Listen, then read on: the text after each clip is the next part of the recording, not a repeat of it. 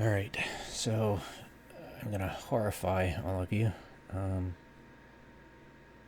They CCP Swift breaks in right after Rattati finishes talking. Hopefully this is the last the Doctor Who crap.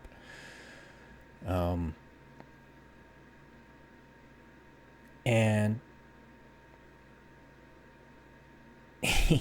he uses a word picked out of the host's question.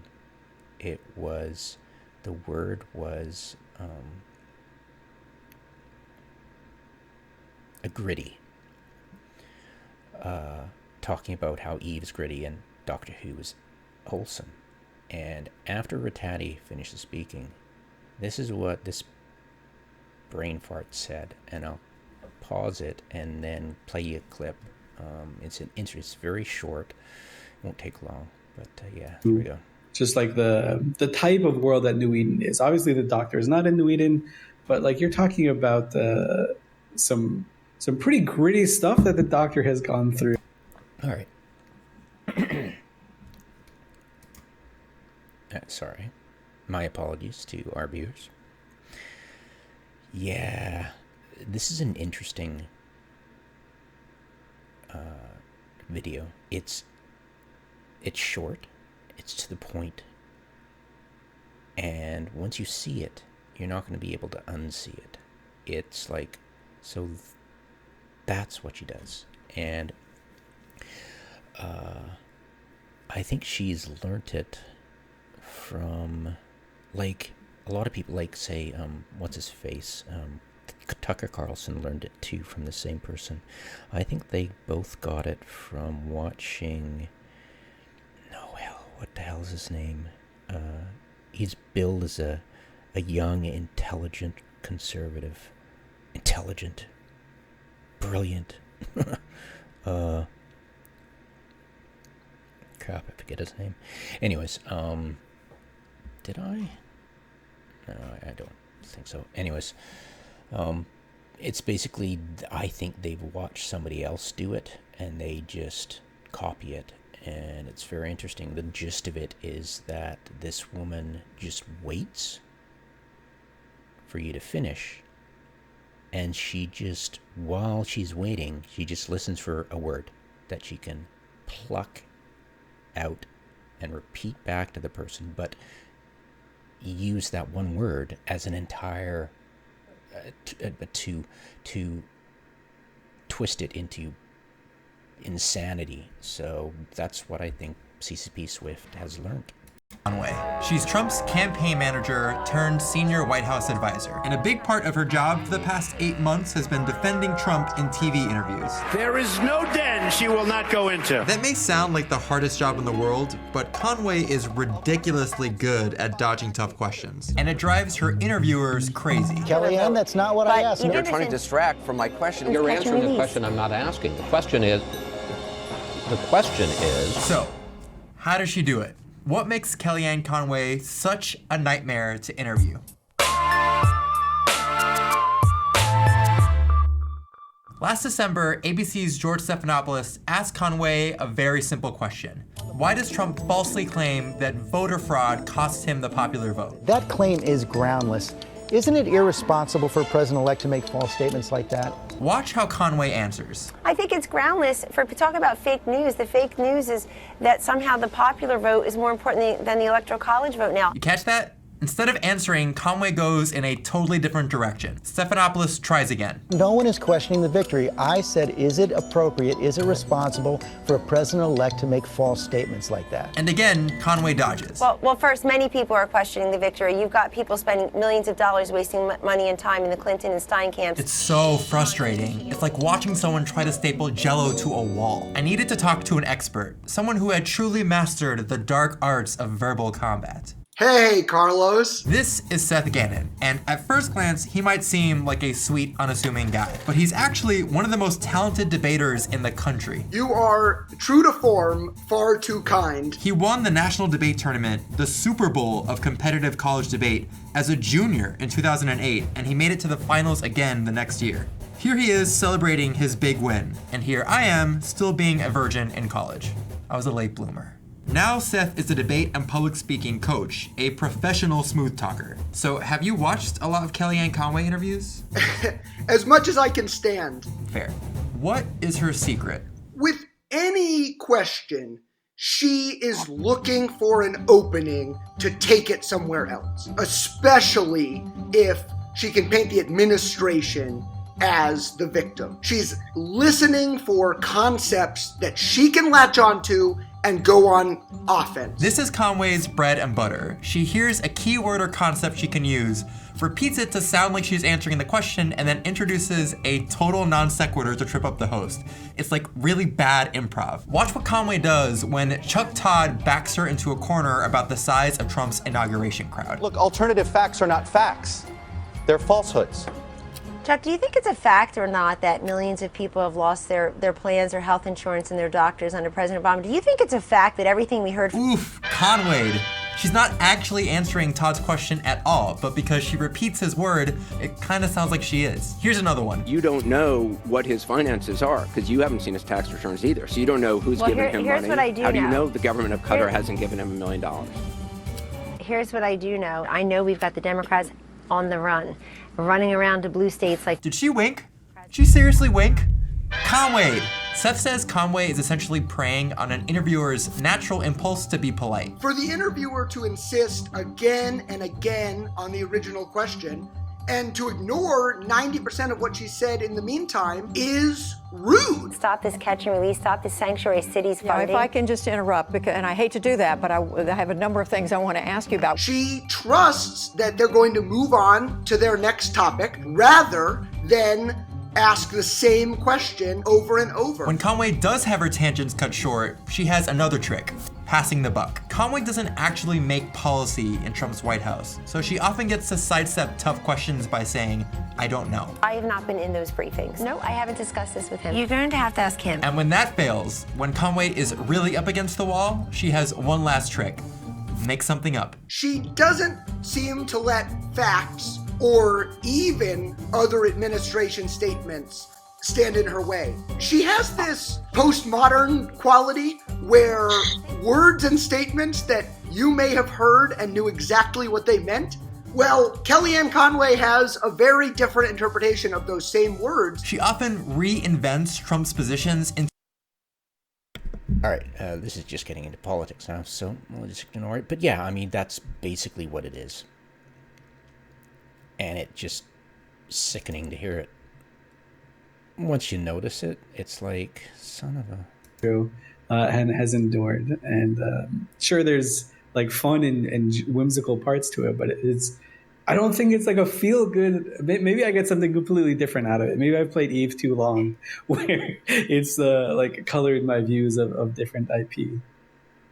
But yeah, absolutely. I mean, I think it's a fun thing. And as Cesar Urtati said, like, the live events team did an amazing job putting this out. And, you know, if it wasn't this event, it would have been a different type of event. So we would have still gotten an event one way or another. Yeah. They just don't know how to lie very well, do they? And they just don't care, do they? It's like, you're talking about... Okay, they've been talking back in 2020. That's what you just claimed. So how can the CCP's event coordinators have been doing anything else if this had been planned for a while, right?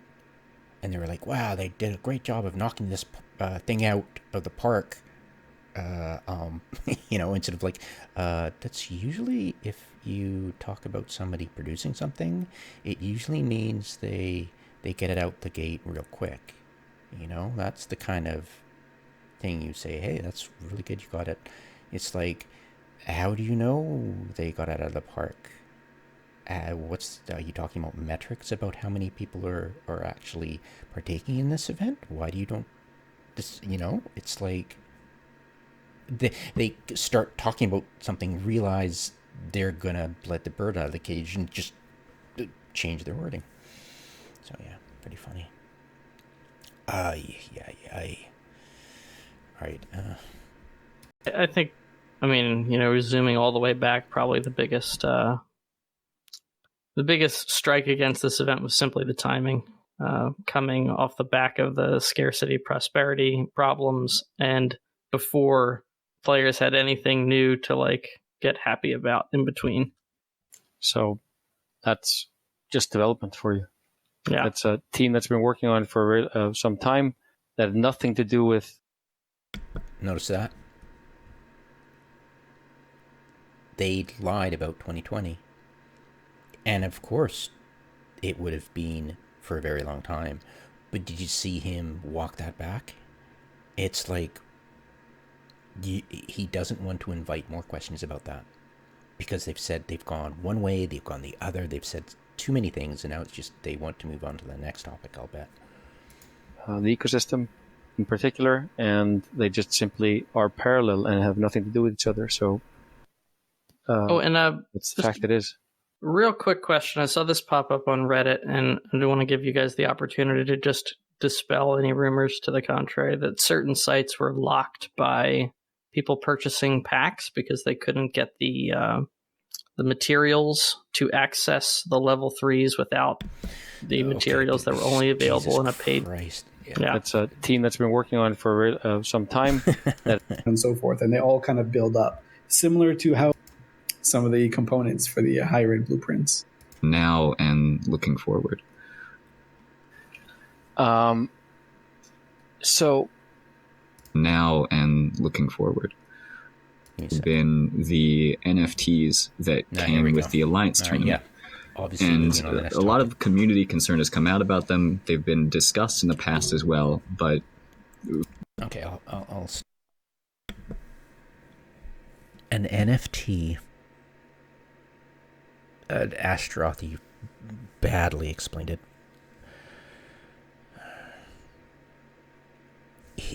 Astrothy, and I quote, says, you don't own the gear or the image. You own, and then he backtracks and says, the details behind that, and that's a bit too fuzzy.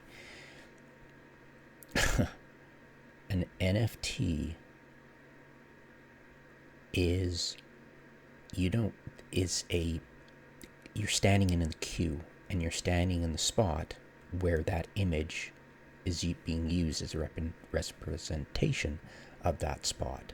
It's unique only in the sense that some brainiac decided that a blockchain would be used to verify that it's unique. So you're using a scam built on a scam to verify a scam. Okay. And I think the gaming industry using this term is completely devoid of denotation. I think they're just using this buzzword of NFT and talking about blockchain as though everybody knows what it means, and they're just using this as a buzzword to sell microtransactions, and it's just stupid. It's just a ridiculous buzzword they're using, and it makes zero sense in the actual denotation of what these terms mean, and it's just beyond bizarre. I tried to wander into Reddit trying to find out about Doctor Who, and I didn't even go near Eve Reddit, but the whispers I got from people talking about that channel, and they would troll into, you could tell the trolls coming into Doctor Who, of course, and they were talking NFT this and NFT that. I'm like, what the hell are you smoking? Bath salts? Yeah, it's just bizarre. Anyway, so a warning, when you hear NFT, just tune out NFT. I'll probably have to tune this entire thing out. For the sake of our audience and people who maybe haven't heard it yet, what's sort of the stance on the NFT with the Alliance tournament? How are we feeling about them now and looking forward? So our stance is that NFT is something that's happening in our world today, and something we need to take heed of.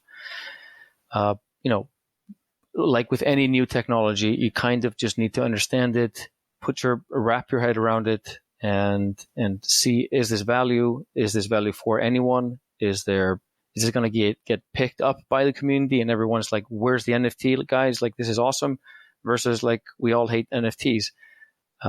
This is that new that we for the Alliance tournament, we set ourselves a tiny prototype to test this new technology. How would it work if we wanted to apply it? So they actually did a prototype of an quote-unquote NFT, which there have been a couple of attempts at NFT. I think it was CryptoKitties.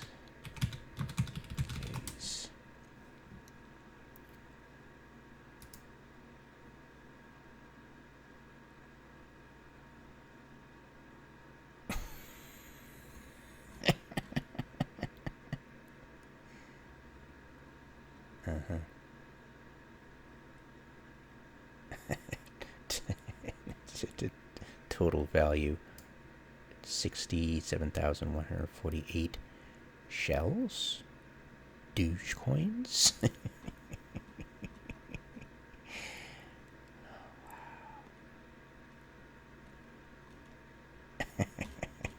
Yeah, you read that right. Cuckoo.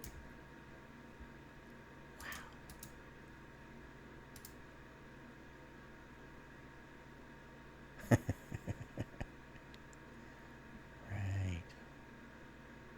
Ask the owner what his opinion is. So okay. Oh dear God.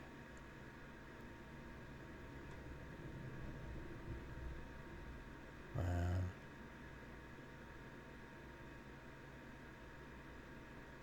Wow, crazy. Just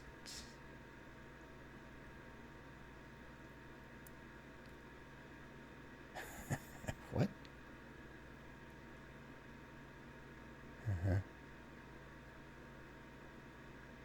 Skins. What? Oh my God. Ubisoft? Oh, lol. With a license to the underlying artwork?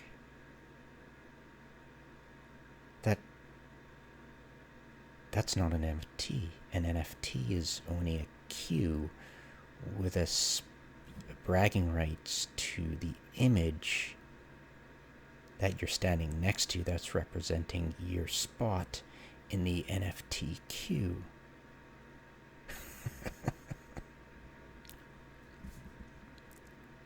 Wow.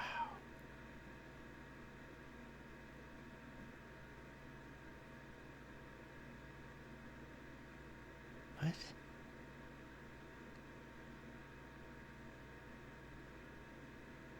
Yeah. You don't.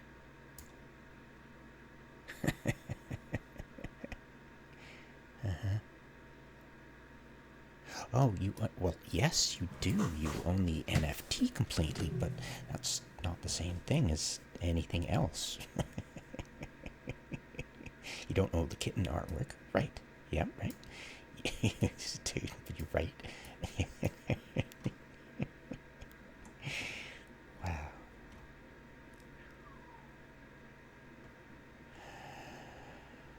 Oh dear God. So, what is the prototype? Like, prototype,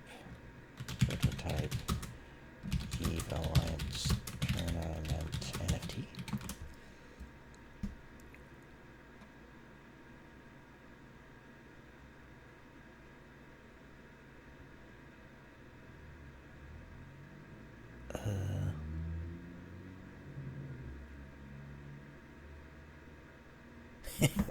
Mm-hmm.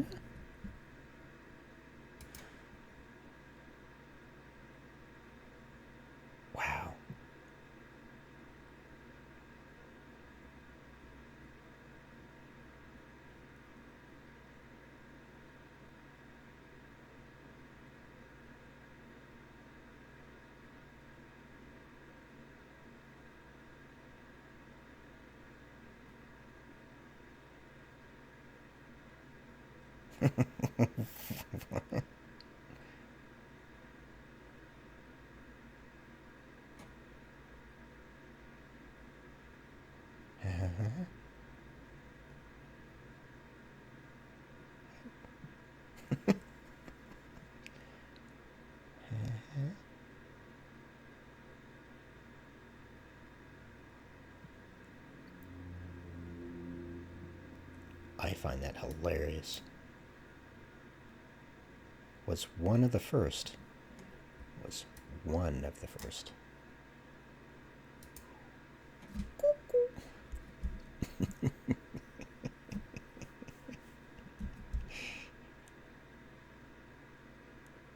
Huh?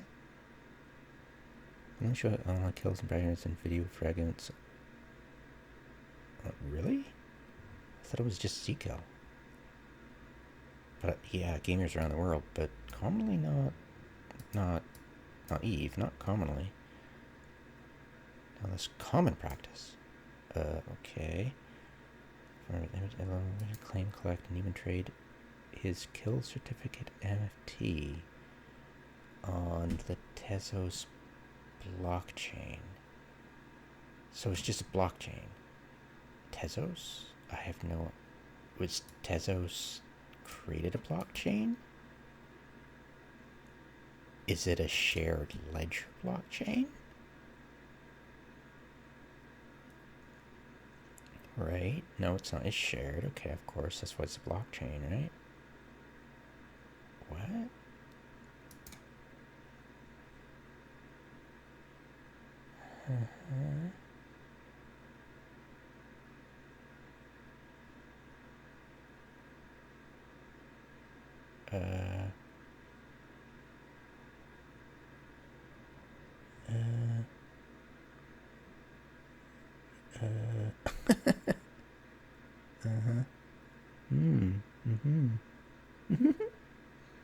Right.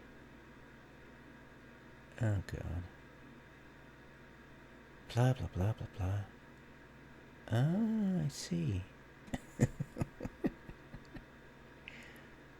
Right, so this is a bunch of whiz kids who started up a new blockchain? How many blockchains are there?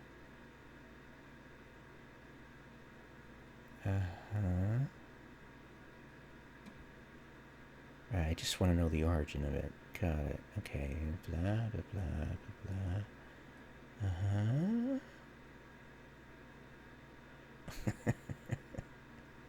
How many blockchains are there in the world?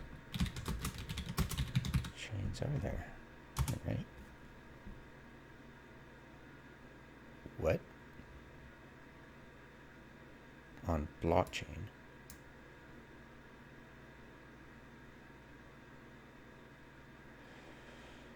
Well, duh. How many blockchains are there? Blockchain wallets. But how many... We're talking... Okay, is this a technology or a system or a concept? But...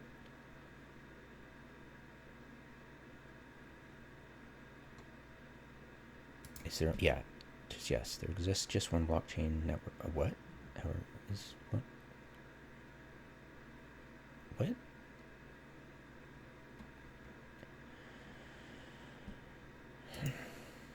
Okay, here we go. Coin blockchain, so that's one.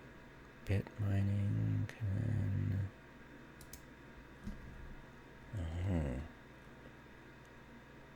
yeah. Right. I know Bitcoin's different than a blockchain, I think.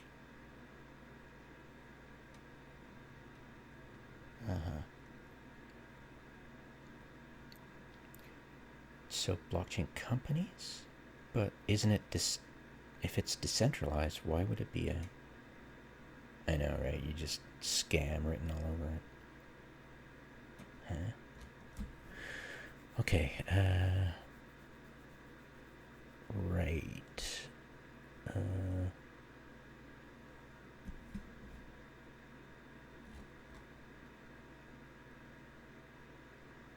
Huh?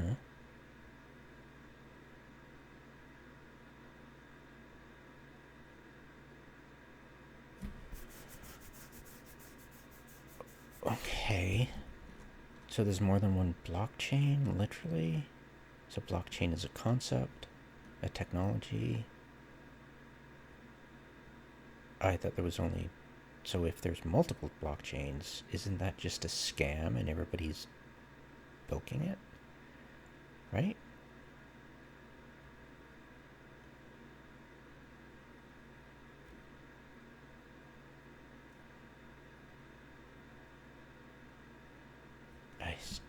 Yeah, the amount of BS. But is that a blockchain, Bitcoin? Wait a minute.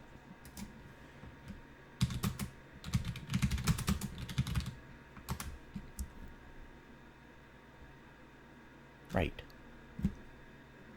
Yes. Okay, I'm right. I'm not wrong. One for which Bitcoin is the best known crypto. The one for which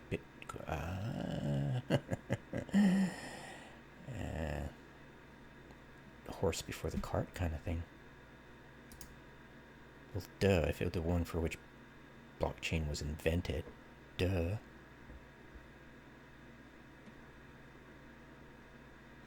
Well, if it was the effing first.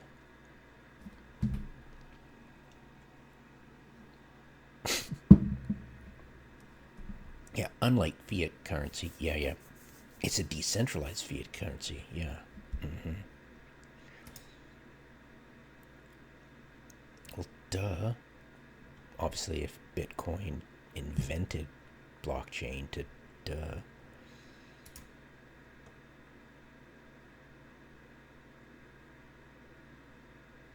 Have their own native blockchain. Well, duh, if it was invented by, but can others share? Just bizarre. It's mind-bogglingly stupid. All right, Tezos blockchain. So this is a new blockchain.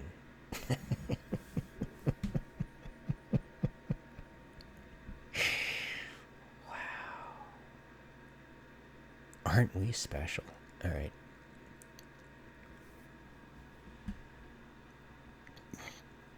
Uh-huh.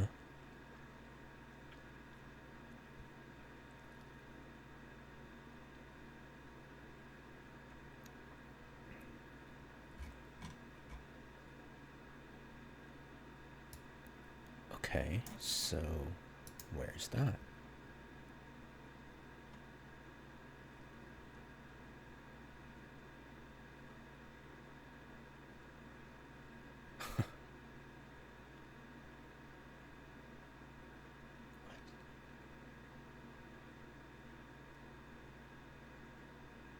So, let me get this straight.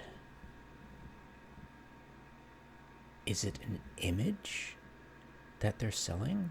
No, sorry, the NFT of an image. So they're selling NFTs that are represented by an image of their kill mail? This kill certificate? What does a kill certificate look like?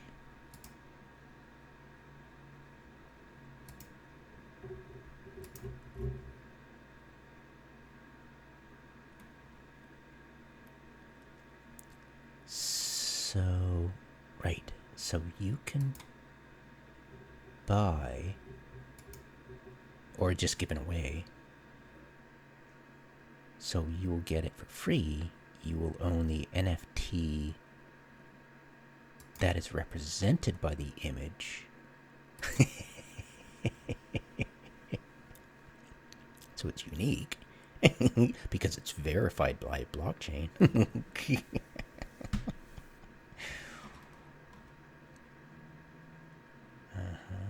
Oh, environmental concern primarily.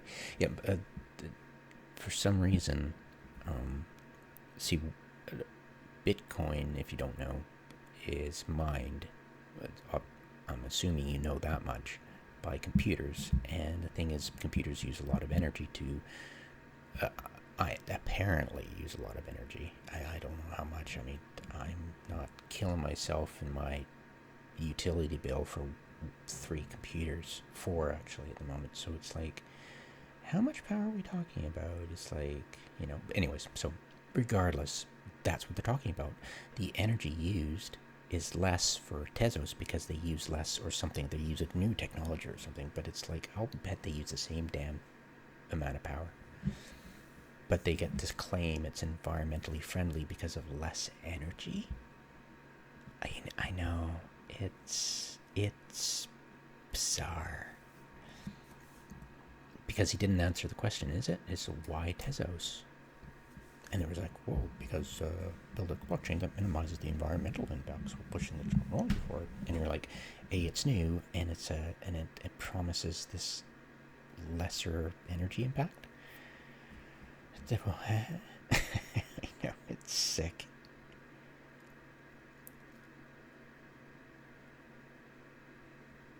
Wow. Dare I? I'm daring.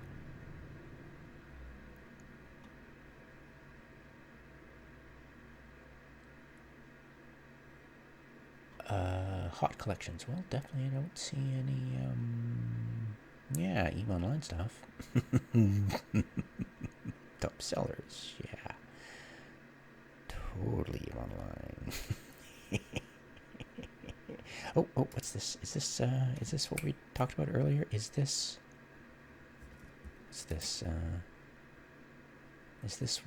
what that cat thing? The crypto kitties? I know, right? Wow. So I get to buy the NFT that is represented by that image. I'm so unique.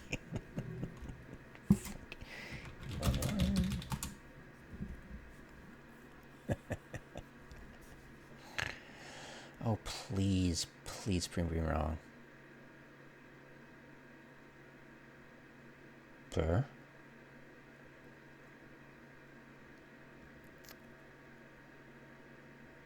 What? I wanted to be proven wrong by having some kind of number attached to a bunch of kill mails. That would, I was kind of nervous because I was about to disprove my own point. And it's actually being traded. But it's not. I wonder why.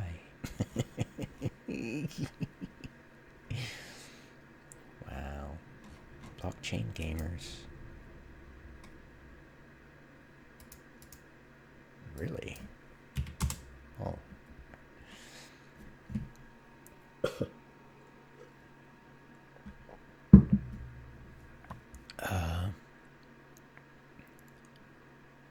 Numbers, words are good. Wow, words, numbers. Wow, it looks like, you ever been to, I haven't myself, but you ever heard about those hard sell conferences you go to, and they hard sell you really stupid shit, like say timeshares and stuff. They're really aggressive salespeople, and you think it's a luncheon with a speaker or something, but it's actually hardcore salesmanship. This feels kind of like the lead into that.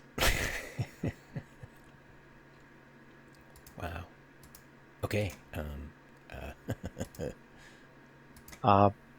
What's the most harmless thing you could ever do? Well, we can NFT a corpse from an Alliance tournament, trying to create like just a relic of the times, kind of like a basketball victory ring or a Super Bowl ring or whatever, something that has weird value to collectors, but not really to anyone who doesn't not really anyone who breathes air care about any of it. So in the most Eve way possible because it's corpses. Yeah. So like we all just kind of thought it was a funny thing to do. Like honestly. Yeah. Something like that isn't funny.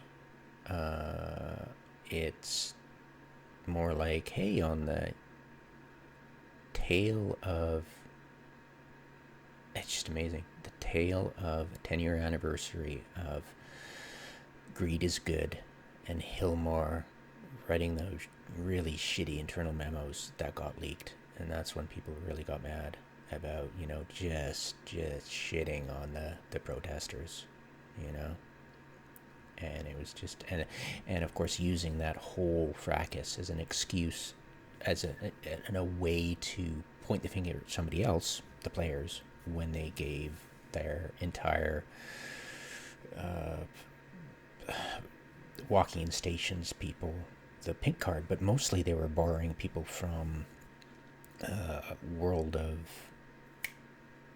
the Vampire Masquerade, the Vampire Masquerade thing, sorry. Naming it wrong. But they bought that company and they tanked on that and a bunch of other things, and they tanked on those, and of course Dust and Legion and all that stuff. Same place where this Rattati came from, right? So, barf. Gag reflex is pretty strong. Then I think, like, over time, like, honestly, like, I'm not into crypto or NFTs or anything, so it... Yeah, you're not a complete loser, we are. There's not, like, a big, I would say, internal revolution coming from that side. It's way more like... It's way more like, we've had this long-standing greed is good philosophy that we just pretend we don't in front of the players. But, hey, it's just funny. What's happening around us, and should we be a part of it? And I think after that, like a month later... All right, screw this. This is just an hour and a half of pure drivel. I'll cut now and continue on later when I find something of value.